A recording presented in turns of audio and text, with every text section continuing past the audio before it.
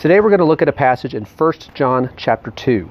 Now in this passage, John is going to write about the return of Christ and the fact that we can have confidence when we look forward to this day, whenever that day might be. You might wonder, well, how is it that we can have confidence as we look forward to that day and not worry or not fear? Well, notice what John says over here in 1 John chapter 2, verses 28 and 29. It says, "Now little children, abide in him, so that when he appears, we may have confidence and not shrink away from him in shame at his coming. If you know that he is righteous, you know that everyone also who practices righteousness is born of him." Now, throughout this letter that John wrote, he repeatedly talks about abiding in Christ and the things that we are to do in order to abide in Christ. He talked about earlier in this chapter walking as Christ walked, about loving our brethren. In the next chapter, he talks about keeping his commandments.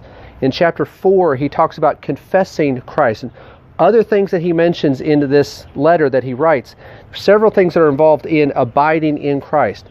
Now, John says that if we abide in him, if we do all of these things, we walk as he walked, we keep his commandments, we love our brethren, we confess Christ. John says if we do that, we can have confidence when we look forward to the return of Christ.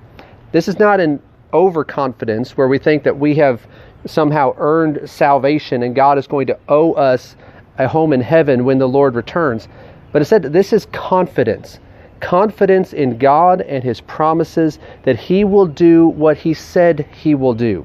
And so our responsibility is to abide in him, to walk as he walked, to keep his commandments, to love others, to confess Christ, and do the things that we're taught to do in the New Testament.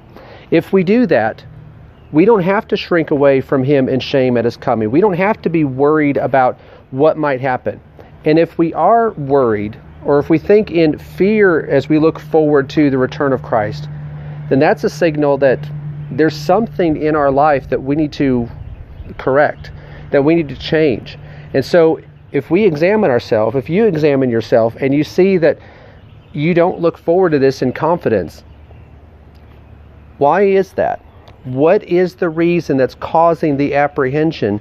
And whatever that is, that can be corrected so that you also, as John wrote about, can look forward to this in confidence. He goes on there in verse 29, as we read, that you know that he is righteous. The Lord is righteous, so that everyone also who practices righteousness is born of him.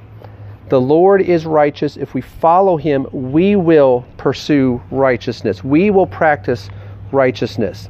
And so this is something for all of us to keep in mind and all of us to consider. When we look forward to the return of Christ, is it in fear?